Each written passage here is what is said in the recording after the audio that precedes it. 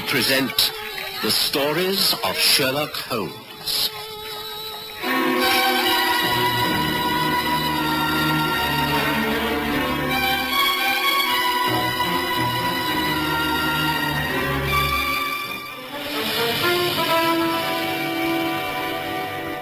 Well, remember the case of the Bloemhof diamond, for it seemed to me to herald the dawn of a new age in scientific detection. The year was 1905. Already, there were quite a few flashy modern motor cars chugging their way through the London streets. We had a telephone installed at Baker Street, and most police stations were able to get in touch with us. The homes of the wealthy were discarding gaslight and adapting quickly to Swan and Edison's electrical systems. Sherlock Holmes was, of course, intensely interested by all these changes. He adapted amazingly swiftly to the advantages they lent to his skills, and was continually experimenting with each new scientific invention. On this particular occasion, the day started ordinarily enough. Holmes and I had received dozens of telegrams asking for immediate help, so we thought nothing of taking an early train to Richmond. I hope this proves an interesting journey, Watson. It should do. Well, this man Leacock is a diamond dealer. It seems to indicate a robbery of some kind. I shouldn't be a bit surprised. According to what I've been able to find out by telephone from Scotland Yard, this man, Claude Leacock, is not the ordinary diamond speculator. He's a man who moves quite mysteriously, seeking only the best jewels and the shrewdest of deals. Yes, in other words, a man who courts trouble. It would seem so. Certainly a man to be watched, not necessarily to be taken at his word. But you think this might be a false alarm? It could be. I do not make up my mind about anything until I've been presented with all the facts. But when a man is dealing in diamonds, anything can happen. Don't you agree?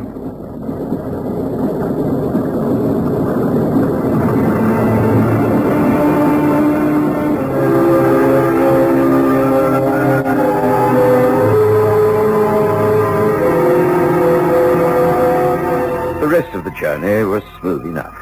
We took a carriage from the station, and there was no need to question where Lee House was.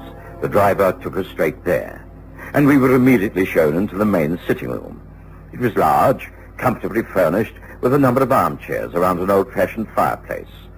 There was a three-light modern fixture hung from the center of the ceiling, and a table lamp towards one side of the door, near what was obviously a small safe.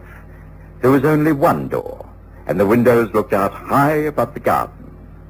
Mr. Claude Leacock rose from one of the chairs and came towards us. It is extremely kind of you, Mr. Holmes, Dr. Watson.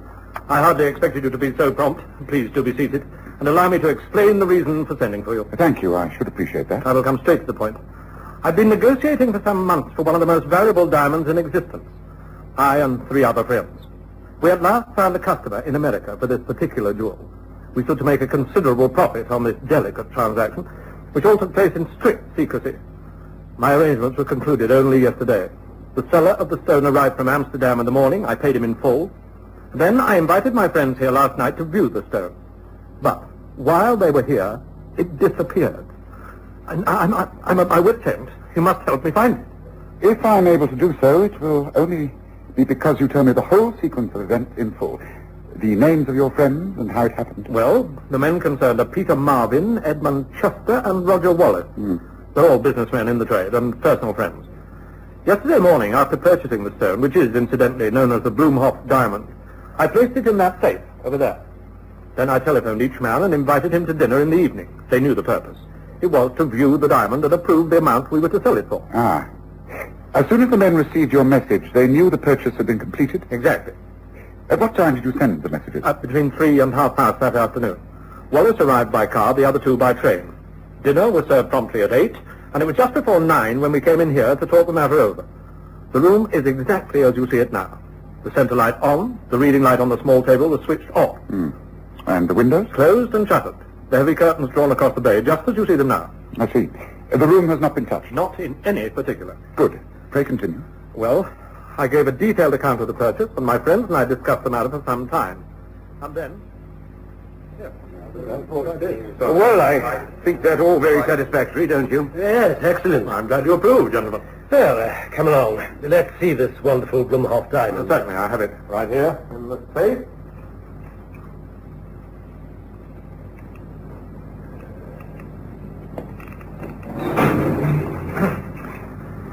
Here we are, in this leather case and wrapped in tissue paper.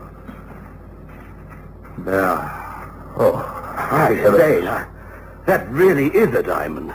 I doubt if I've ever seen such a large one. I think we have a bargain here, gentlemen. I wonder that the South African seller didn't ask for considerably more. Yes, our syndicate should profit considerably by this negotiation. The American client is most anxious to purchase. May I see? My eyes aren't as good as they were. Well, place it there on the small table, Wallace. Switch on the reading lamp, Chester. You have your jeweler's eyeglass. Give it a complete inspection. You'll find it worth it. Very well. What's happened? The lights have all gone out. What's happened? This is dark. Let me find the main table. Someone is pushing the table. Take it easy. Stand still, all of you. Let me find the switch. Oh, good. Even the main top lights have to be you. The door. The door to the passage. There'll be light out there. The passage light works off the same circuit. The whole thing is blown. Oh, candles. There must be some candles. Here, some in the kitchen. Matches then. Surely someone has a box of matches. I have some. Hold on. It's in my pocket somewhere. Come along. Yeah, my pipe. Oh, dear. Oh, wait. Yes, here we are. There. Hold higher, Chester. The diamond. The diamond. It was there on the table. It's gone. Well, the leather case is there. The tissue paper. It must have rolled on the floor. Quick, start. Oh, my fingers. Oh. Light another match. Quickly. Candles. We must get some candles. Can I answer? Ooh, what happened to the light? Ruby, get some candles from the kitchen. Quickly, girls, quickly. Chester, keep those matches going. Light one from the other until the candles come. Right. And everybody, please stay quite still as you are at the moment. But the diamond. We've got to find the diamond. Well, of course we've got to find the diamond. We'll never find it. Well, it's moving about. It was some minutes before Ruby the maid returned with some candles. We all stayed in the room. No one left it, I'm sure of that. Then the butler, who'd been told of the fuse, managed to open the fuse box in the kitchen and eventually repaired it. The centre lights came on again. I closed the door and the search of the floor began once again. It was useless. The diamond had disappeared, just gone. It could not have left the room, since no one had left or entered it. Even Ruby had remained in the passage when I took the candles from her. Can you describe where everyone was when the lights went out? Yes, I was standing about here, Marvin there, Wallace was sitting in that chair, and Chester in the chair by the reading lamp. The stone was very large, and it would have sparkled in the light. It was nowhere to be found. After we'd thoroughly ransacked the room, we gave up the search in despair. This is damned awkward, you know. The blasted thing has got to be somewhere. I think there's nothing for it. But each of us has to submit to a thorough search. You can start with me, if you like. I'm prepared to strip to the skin. Well, it's, darned embarrassing. If I think Wallace is right. I suppose there's nothing else for it. All right, a dreadful business. But we must be sure. I feel responsible, but I must clear myself.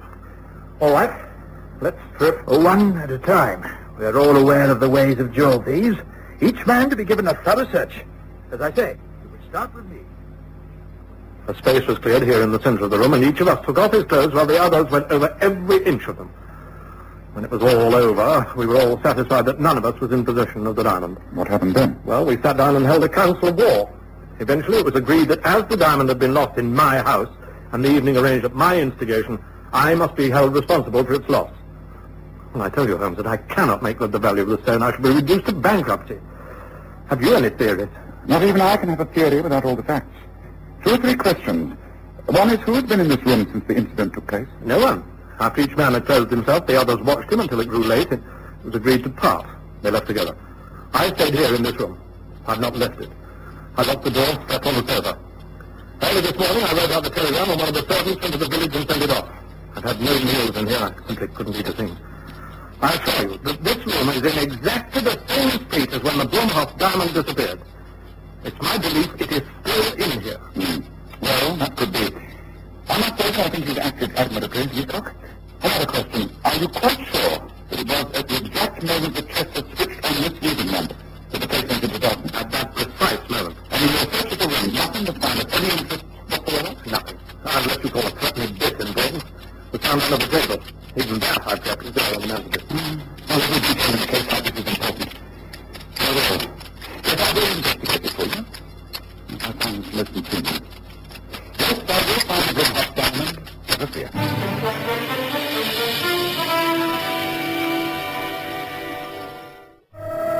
I'd really been so fascinated by such a puzzle and was eager to see how Holmes would tackle the matter. To my complete surprise, He sat himself down in one of the easy chairs and simply gazed around. We were silent, watching him observe every detail of the furnishings. And then he said, You must be very weary, Leacock. Might I suggest that you leave us, go to your room, take a bath, change the clothes that you've been sleeping in, and get yourself something to eat. By that time, I shall have finished in here, and we can talk once again. Well, I think that's an excellent suggestion. If you don't mind, I'll do exactly that. Please touch the bell if you need anything. One of the servants will attend you. Splendid. Just how big is your staff? I have a butler, James, a cook, Mrs. Hawkes, and Ruby, the housemaid. Small staff, but we manage between us. I'm a bachelor. The house is not all that big, really. I see. Well, I may ask to interview all three servants before I go. Meanwhile, take your time in recovering from your long ordeal. Thank you. It is indeed a relief to have you dealing with this terrible matter. Please do make yourself at home.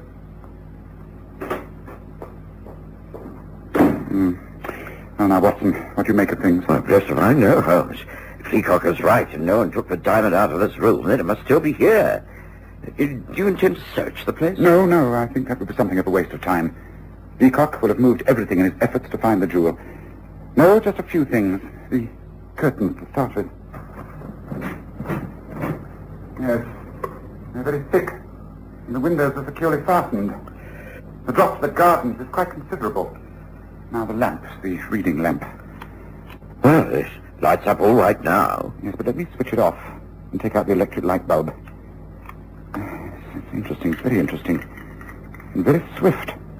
A matter of a few seconds to remove the bulb and replace it. Really a wonderful invention, the reading lamp. Now, what was it Leacock said? They searched thoroughly and found nothing but a threepenny piece on the carpet. Now, on the mantelpiece, I think he said, now let's see, yes, here it is. Yes, I think I'll pocket this. Oh, Holmes, I've heard of people picking up small coins for luck, but don't you think in these circumstances it's a trifle mean? Not at all. It might bring me good luck, yes. I think now, while Leacock is about his ablutions, it'll be a good opportunity to have a word or two with the servants. Shall we find our way to their quarters, Watson?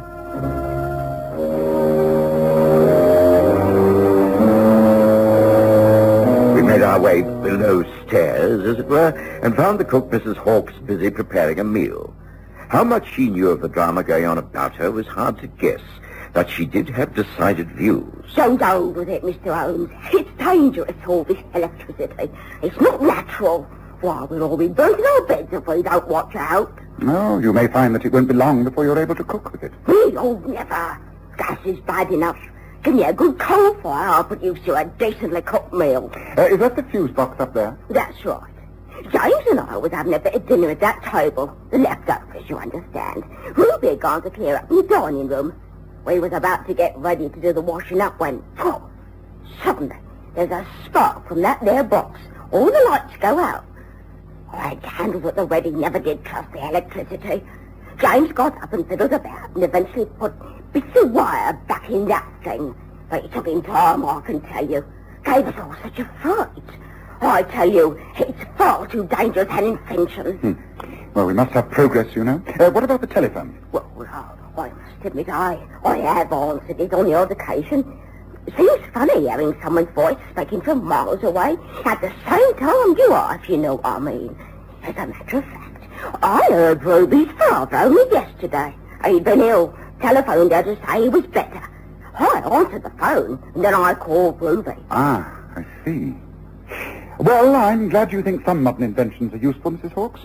Well, we shall leave you now. I think Mr. Leacock will want to have a few words with us before we get back to London. A good day to you. Come, Watson.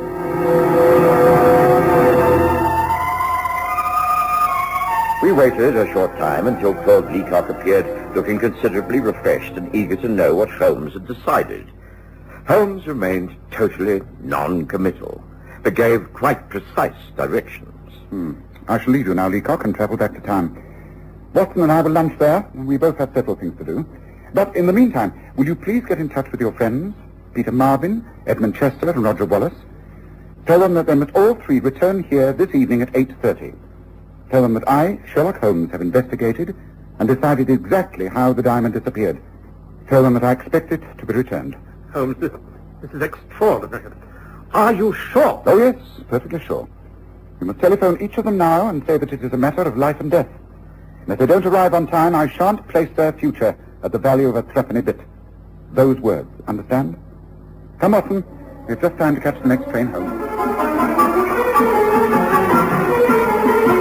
We caught the next train with some minutes to spare, and Holmes was extremely thoughtful for most of the journey. Eventually, he stopped puffing at his empty meerschaum pipe, gazed out at the fields flashing by the window, and said, The beryl coronet, the Amersham emerald, and the Mazarin stone. Those three cases that you have chronicled immediately spring to mind, don't they, Watson? "Oh, you mean they all three dealt with missing jewels?" "Yes, I remember." But they are different from the present case in two respects. Can you say what those two respects are, Watson? Let's see. No, the rest if I can. The telephone and electric light. Yes. Two of today's modern advances in the easy living of our present-day society, and both an integral part of this very puzzling case. I confess I cannot see how. Oh, you will, Watson, you will. You have already accepted the telephone and use it to great effect in your personal and professional life. I think you may soon appreciate electricity to the full. Might I suggest that you start by learning how to replace a fuse, Watson?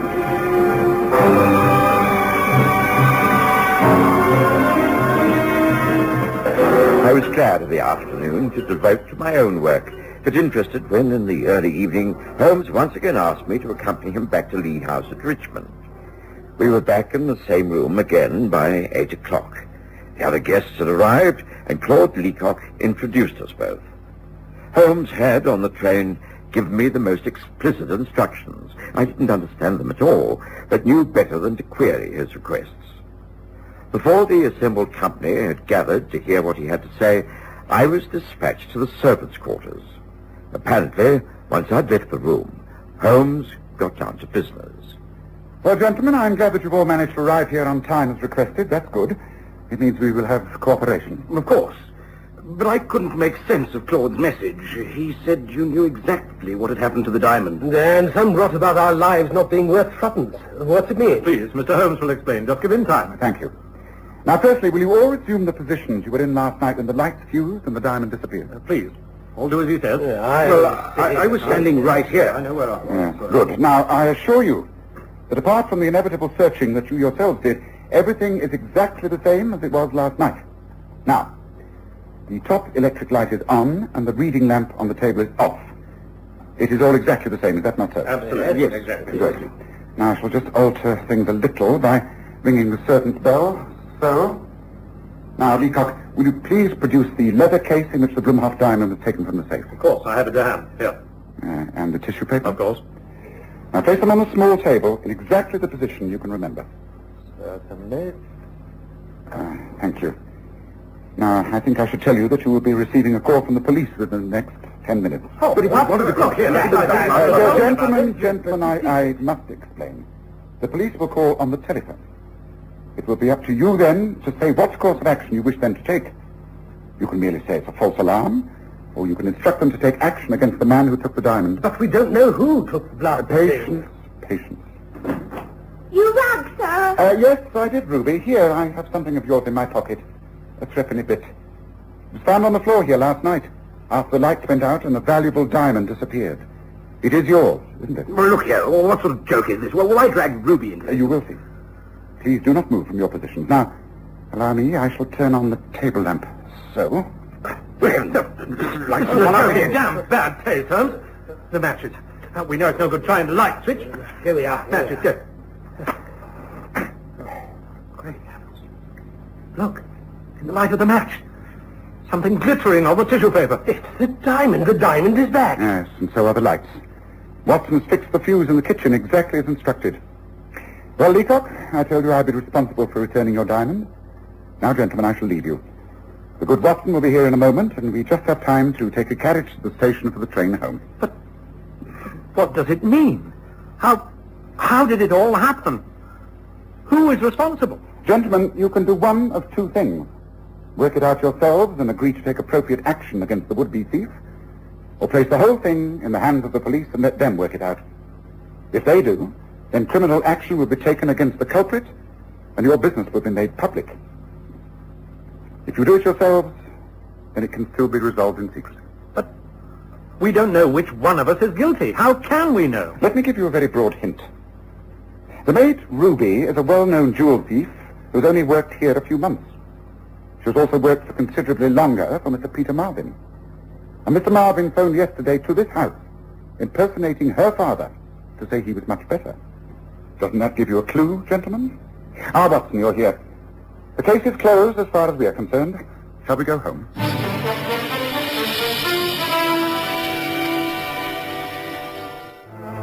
I was as baffled as I usually am when Holmes solves an intricate case. I knew he wouldn't tell me all about it until he was ready, and this came after we were safely settled in an otherwise empty compartment on the London-bound train. You see, it was all a childishly simple trick. The whole success of the theft depended upon the lights going out at exactly the right time. Fuses do not blow without some reason. In this case, a threepenny piece inserted under the bulb of a lamp was a piece of metal bridging the contacts and causing the electrical short circuit. I noticed a small stain on the coin in question. Yes, but who put it there? Ruby the maid, while they were having dinner. She hid behind the heavy curtains near the lamp. When the lights went out, she swiftly stepped forward, removed the bulb, tipped out the coin, replaced the bulb, and taking the diamond, slipped from the room. By the time the matches flared, she appeared in the door to inquire what the trouble was. So, she did it all? Not all. He was acting under Marvin's instructions. He worked it all out, and when he knew the game was all set, he rang her on the telephone, pretending to be her father. That meant they would go ahead with the plan. She must have slipped the diamond into Marvin's coat pocket in the hall when she went out to the kitchen. When I gave them all the warning that I knew how it was worked, Marvin decided that he'd better return the diamond, or his life wouldn't be worth a threepenny bit. Yes, but how is it that the lights all fused a second time? Because I put yet another coin in the base of the holder under the bulb. Not so hard up that I can't afford threepence to solve the case, Watson.